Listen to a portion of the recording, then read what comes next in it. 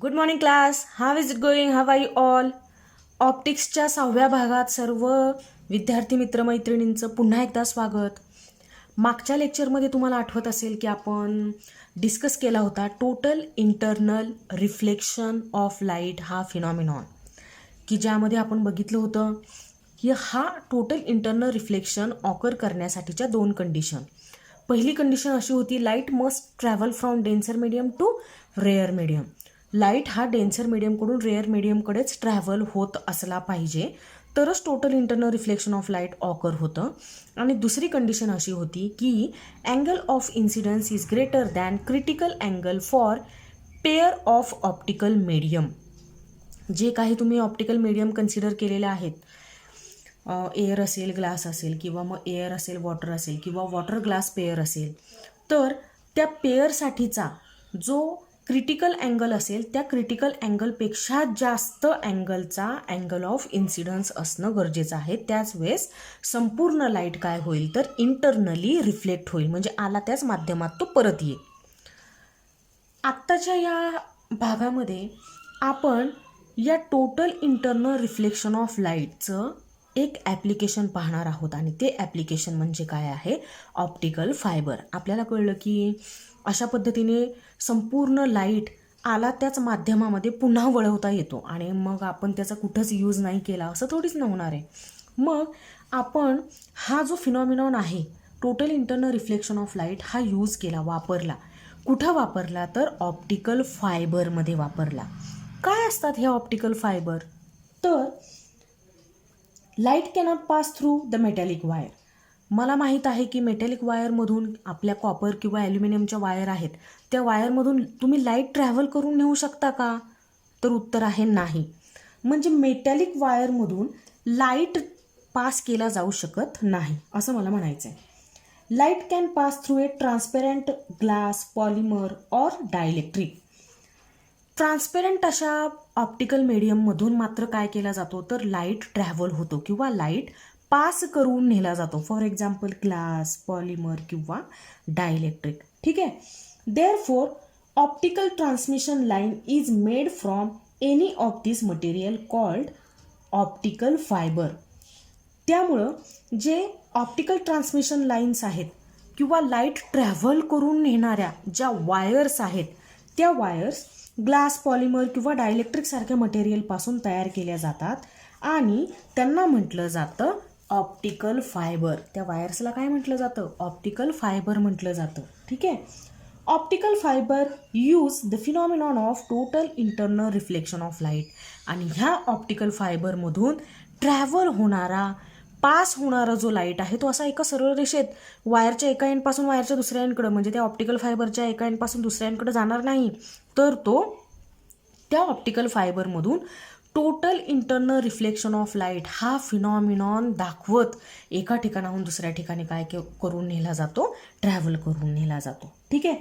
तुमच्या टेक्स्टबुकमध्ये एक डायग्रॅम आहे ऑप्टिकल फायबर केबलची, तर ती आपण समजावून घेऊयात, म्हणजे तुम्हाला कळेल की नेमकं हे ऑप्टिकल फायबर किंवा ऑप्टिकल केबल्स असतात कशा. हा जो मधला पोर्शन आहे तो आहे कोर, ज्याला कोर म्हटलं जातं. CORE, core. कशी असते ही कोर? ह्या कोरचं फीचर काय आहे तर ही कोर फ्लेक्झिबल आहे, म्हणजे तिच्यामध्ये स्टिफनेस नाही आहे. ती काय असणार आहे? फ्लेक्झिबल असणार आहे. परत ती काय आहे तर ट्रान्सपेरंट आहे. कोर सेंट्रल पार्ट असणार आहे.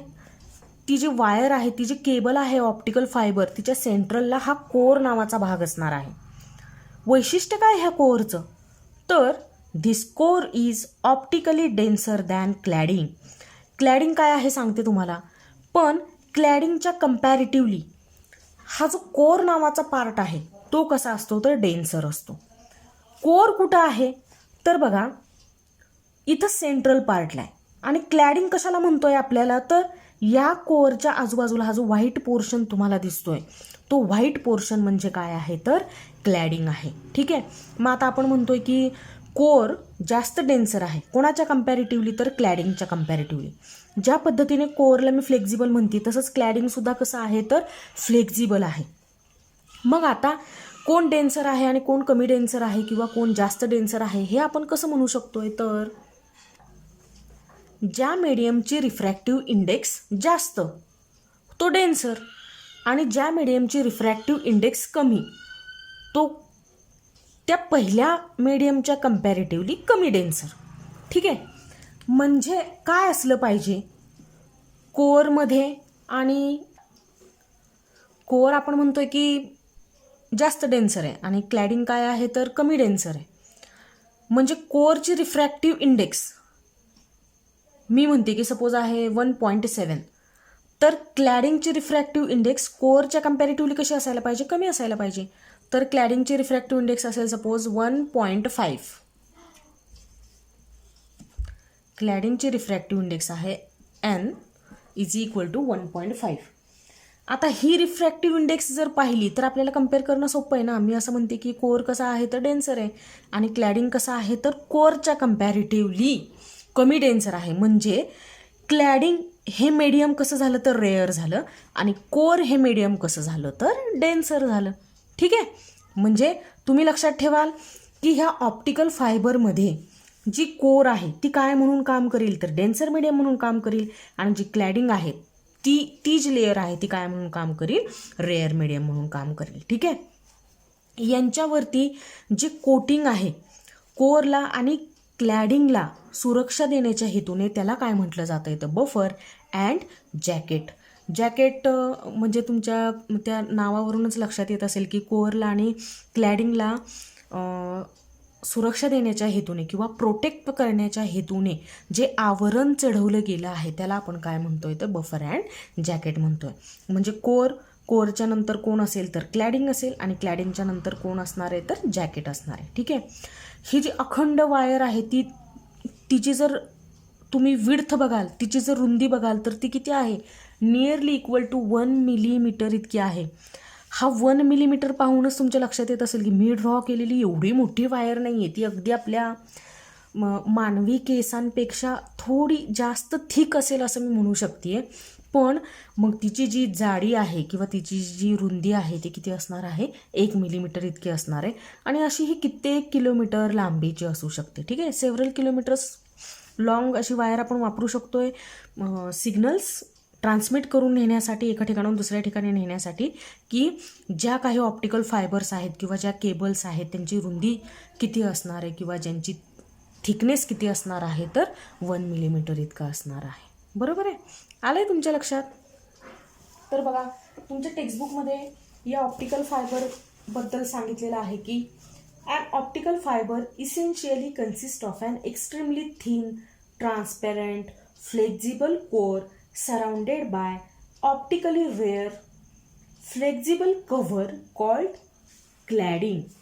म्हणजे ऑप्टिकल फायबर कशापासून तयार झालेला आहे तर एक अतिशय थिन, ट्रान्सपरंट, फ्लेक्झिबल अशी कोर की जी ऑप्टिकली रेअर असलेल्या माध्यमाने म्हणजेच क्लॅडिंगने काय केलेली आहे तर कव्हर केलेली आहे. कोर आतमधल्या बाजूला आहे आणि क्लॅडिंग कुठं आहे तर वरच्या बाजूला आहे. ठीक आहे. This system is coated by a buffer and a jacket for protection. मी म्हटलं की प्रोटेक्शनसाठी काय केलेलं आहे तर बफर आणि जॅकेटचा वापर केला गेलेला आहे. Entire thickness of the fibre is less than half a millimetre. मिलीमीटरपेक्षा कमी, मिलीमीटरच्या निम्म असं ह्या पूर्ण ऑप्टिकल फायबरचा काय आहे तर थिकनेस आहे. आपण असं म्हणतो की नियरली इक्वल टू किती असायला पाहिजे तर 1 मिलीमीटर इतका असायला हवा. Number of such fibres may be pack together in and outer cover. आणि अशा पद्धतीने ही एकच वायर नाही तर अशा असंख्य वायर्स आपण एकाच कव्हरमध्ये काय करू शकतोय तर पॅक करू शकतोय सिग्नल्स एका ठिकाणाहून दुसऱ्या ठिकाणी घेऊन जाण्यासाठी, की जे लाईटच्या फॉर्ममध्ये असतील म्हणजेच बऱ्याच वेळेस ते इलेक्ट्रोमॅग्नेटिक वेव्सच्या फॉर्ममध्ये असतात किंवा मग ते लेझरच्या फॉर्ममध्ये असतात. ठीक आहे. An optical signal entering the core suffers multiple total internal reflection. Optical signal किंवा ज्याला आपण इन्सिडेंट रे म्हणत आलो आहे आता टोटल इंटरनल रिफ्लेक्शनच्या डायग्राममध्ये, ते एकदा ह्या कोअरमध्ये एंटर झाले की त्या ठिकाणाहून जिथपर्यंत ही वायर सिग्नल पोहोचवणार आहे त्या एंडपर्यंत त्यांचे numbers of total internal reflections होत जातात. And emerges after several kilometres with extremely low loss traveling with highest possible speed in that material. 2,00,000 kilometre per second ग्लाससाठीचा हा स्पीड दिलेला आहे की जो प्रचंड मोठा आहे. इतक्या मोठ्या स्पीडने कमीत कमी वेळेमध्ये कित्येक किलोमीटर दूर असा सिग्नल आपण पास करून नेऊ शकतोय की ज्यावेळेस आपण तो सिग्नल सेंड करण्यासाठी काय वापरत आहोत तर ऑप्टिकल फायबर वापरत आहोत. Some of the advantages of optical fibre communication are listed below. त्यांनी आपल्याला ऑप्टिकल फायबर कम्युनिकेशनसाठीची जी काही ॲडव्हान्टेजेस आहेत ती डिस्कस करण्यासाठी दिलेली आहेत. आपण वन बाय वन ती डिस्कस करूयात. ठीक आहे. त्याआधी मी तुम्हाला या ऑप्टिकल फायबर केबलमधून जे सिग्नल्स आहेत किंवा जो लाईट आहे तो कसा ट्रॅव्हल होतो, टोटल इंटरनल रिफ्लेक्शन ह्या फिनॉमिनॉनच्या थ्रू ती डायग्रॅम समजावून सांगते. बघा बोर्डवरती एक डायग्रॅम काढलेली आहे जी सेम डायग्रॅम तुमच्या टेक्स्टबुकमध्ये सुद्धा आहे. ही ऑप्टिकल फायबर केबल आहे. हा ऑप्टिकल फायबर आहे. असा कर्व काढण्याचं कारण आपल्याला ही गोष्ट माहीत आहे की तो फ्लेक्झिबल आहे. ऑप्टिकल फायबर फ्लेक्झिबल आहे म्हणून स्ट्रेट वायर न काढता थोडीशी बेंड केलेली आहे की ज्याच्यामुळे आपल्याला लक्षात राहायला मदत होईल की तो ऑप्टिकल फायबर कशी असते तर फ्लेक्झिबल केबल असते किंवा ती फ्लेक्झिबल आहे. ठीक आहे. तर इथं हा जो मधला पोर्शन आहे हा पूर्ण कोर आहे. ही लक्षात ठेवा, ही कोर आहे आणि ह्या कोरच्या आतमध्ये लाईट इन्सिडंट झाला आहे. याला आपण इन्सिडंट रे ऑफ लाईट म्हणतोय. मग आता इन्सिडंट रे ऑफ लाईट म्हणजे काय असेल?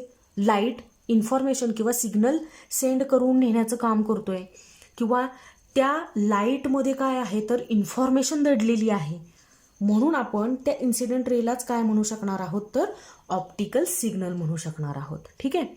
मग हे जे काही मी डार्क पोर्शन इथं तयार केलेलं आहे त्याला आपण म्हणतोय क्लॅडिंग की ज्याची रिफ्रॅक्टिव्ह इंडेक्स आहे 1.5 आणि आतमध्ये हा जो व्हाईट पोर्शन तुम्हाला दिसतोय ती काय आहे तो कोर आहे. कोर ग्लासपासून म्हणजेच सिलिकापासून मटेरियल जे असतं ते असतं ग्लास त्याच्यापासून तयार झालेली असते की ज्याची रिफ्रॅक्टिव्ह इंडेक्स 1.7 इतकी असू शकते. ठीक आहे. मग आता कोरमध्ये किंवा ह्या ग्लासमधून ती इन्फॉर्मेशन सेंड केली जाणार आहे की ज्याची रिफ्रॅक्टिव्ह इंडेक्स 1.7 आहे आणि क्लॅडिंगची रिफ्रॅक्टिव्ह इंडेक्स किती आहे 1.5.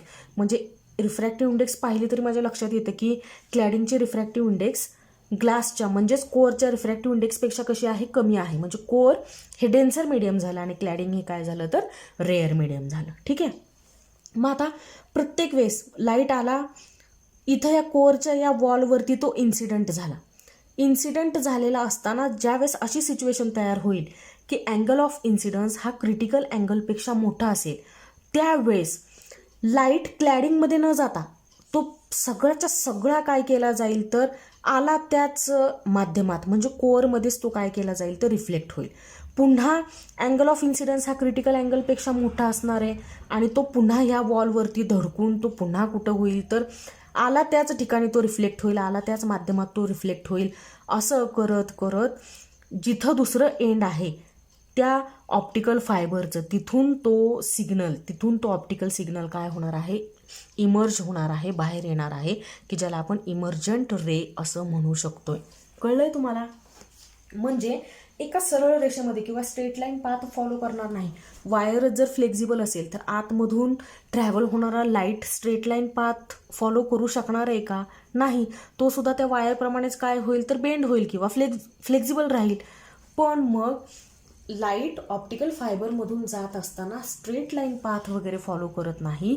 ती जो फिनॉमिनॉन फॉलो करते तो काय असतो तर total internal reflection of light की प्रत्येक वेळेस अँगल ऑफ इन्सिडन्स क्रिटिकल अँगलपेक्षा प्रत्येक एका इन्सिडन्समध्ये तो क्रिटिकल अँगलपेक्षा मोठा असणार आहे.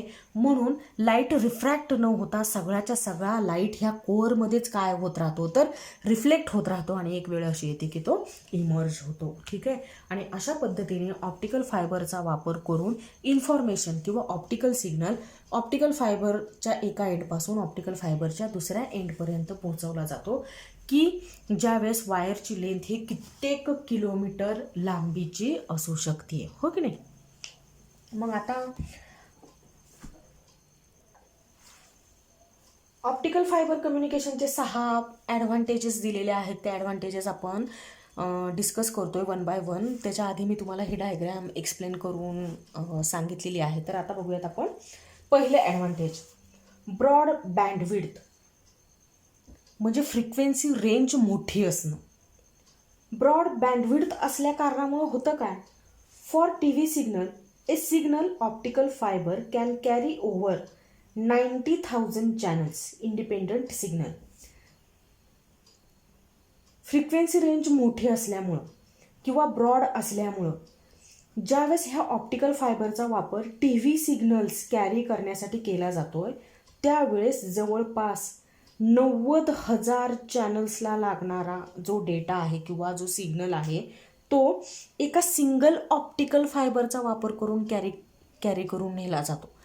म्हणजे एक सिंगल ऑप्टिकल फायबर केबल आहे आणि त्याच्यामध्ये 90,000 चॅनल्सचा म्हणजे 90,000 ऑप्टिकल सिग्नल, 90,000 ऑप्टिकल सिग्नल्स हे इंडिपेंडंट ट्रॅव्हल होऊ शकतात आहे. बघा म्हणजे तुम्हाला ह्या ऑप्टिकल फायबरची जी स्ट्रेंथ आहे, जी क्षमता आहे सिग्नल कॅरी करून घेऊन जाण्याची, ती ह्या पहिल्या ॲडव्हान्टेजवरून सहज लक्षात येईल. दुसरं ॲडव्हान्टेज असं सांगितलं गेलं आहे की immune to EM interface. EM means electromagnetic waves. Electromagnetic वेव्सचं, एका इलेक्ट्रोमॅग्नेटिक वेव्हचं दुसऱ्या इलेक्ट्रोमॅग्नेटिक वेव्ह बरोबर इंटरफेरन्स घडून येऊ शकतो. पण ऑप्टिकल फायबर ज्यावेळेस सिग्नल कॅरी करून घेऊन जाते त्यावेळेस मात्र असा इंटरफेरन्स शक्य होत नाही. की असं घडणं म्हणजे आपला सिग्नल रिलायबल राहण्याला मदत होते. ठीक आहे. Being electrically non conductive, it is not able to pick up nearby EM signal. Electrically non conductive अशी ही केबल आहे. त्यामुळं होतं काय, तर या ऑप्टिकल फायबरच्या शेजारून गेलेली जी दुसरा इलेक्ट्रोमॅग्नेटिक वेव्ह आहे किंवा दुसरा EM सिग्नल आहे, तो EM सिग्नल दुसऱ्या ऑप्टिकल सिग्नलमध्ये मिक्सअप होत नाही, म्हणजे इंटरफेअर होत नाही. जर इंटरफेअर झाला, एक सिग्नल एक इन्फॉर्मेशन घेऊन चालला, दुसरा सिग्नल दुसरी इन्फॉर्मेशन घेऊन चालला आहे आणि सपोज जर हे मिक्सअप झाले, तर तुम्ही विचार करा ज्यावेळेस ही इन्फॉर्मेशन आपल्यापर्यंत पोहोचेल त्यावेळेस ही रिलायबल राहील का, नाही. का तर दोन सिग्नल वेगवेगळे ट्रॅव्हल झालेले नाहीत, ते मिक्सअप झालेले आहेत आणि मिक्सअप झालेला सिग्नल काही रिलायबल अशी इन्फॉर्मेशन ट्रॅव्हल करून आणणार नाही. बरोबर आहे.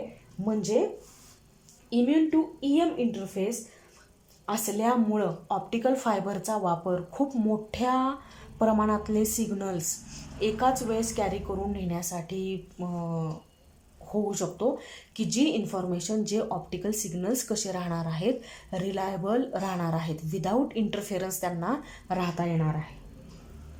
तिसरं बघूयात, लो अटेन्युएशन लॉस. अटेन्युएशन म्हणजे जो इनपुट सिग्नल आहे त्याच्या स्ट्रेंथमध्ये कमी होत जाणं किंवा त्याची स्ट्रेंथ कमी होत जाणं, अटेन्युएट होत राहणं.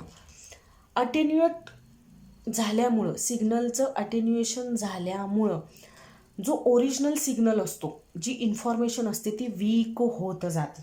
ठीक आहे. आणि अटेन्युएशन झालंच नाही तर तो सिग्नल वीक होणार नाही, म्हणजे पुन्हा आपल्याला कशी इन्फॉर्मेशन मिळणार आहे, तर रिलायबल आणि स्ट्रेंथने मोठीच असलेली इन्फॉर्मेशन मिळणार आहे. The loss is lower than 0.2 decibel per kilometre. Loss बघा किती कमी होतोय. ज्यावेळेस हे ऑप्टिकल सिग्नल ट्रॅव्हल होतात त्यावेळेस 0.2 डेसिबेल इतका लॉस होतो एका किलोमीटरला. So that a single long cable can be used for several kilometres. त्यामुळं एक सिंगल मोठीच्या मोठी केबल सुद्धा तुम्ही काय करू शकताय, तर काही किलोमीटरसाठी वापरू शकताय इन्फॉर्मेशन ट्रॅव्हल करून घेऊन जाण्यासाठी. Electrical insulator, no issue with ground loops of metal wires or lightning. Optical fibre हा इलेक्ट्रिकली इन्सुलेटिंग मटेरियल आहे, म्हणजे इलेक्ट्रिकल इन्सुलेटर आहे. हे असे असल्यामुळं ग्राउंड लूपचा प्रॉब्लेम होत नाही. ग्राउंड लूप म्हणजे काय असतं, तर ग्राउंड लूप जो इश्यू आहे त्यामुळं की सिग्नलमध्ये हमिंग तयार होणं किंवा नॉईज तयार होणं, किंवा मी मगाशी म्हटलं की इलेक्ट्रोमॅग्नेटिक वेव्ह जर कॅरी करत असेल ऑप्टिकल फायबर, तर त्या काय होऊ शकतात, इंटरफेअर होऊ शकतात. आणि इंटरफेअर झाल्या किंवा नॉईज तयार झाला किंवा हमिंग तयार झालं तर मग जी इन्फॉर्मेशन आपल्यापर्यंत पोहोचते ती काही उपयोगाची असू शकणार नाही आपल्यासाठी, किंवा तिला आपण यूजमध्ये आणू शकणार नाही. अशा इन्फॉर्मेशनचा आपल्याला काय उपयोग होणार की जिच्यामध्ये नॉईज आहे किंवा जिच्यामध्ये हमिंग आहे किंवा 2, 3, 4 सिग्नल्स इन्फॉर्मेशन एकमेकींमध्ये मिक्सअप झालेल्या आहेत, तर आपला ओरिजिनल इन्फॉर्मेशन काय ती लक्षात येत नाही ना. मग इलेक्ट्रिकल इन्सुलेटर असल्यामुळं असं नॉईज हमिंग तयार होण्याचा काही इश्यूज राहत नाही कोणाच्या बाबतीत, तर ह्या ऑप्टिकल फायबरच्या बाबतीत. Theft prevention, it does not use copper or other expensive material.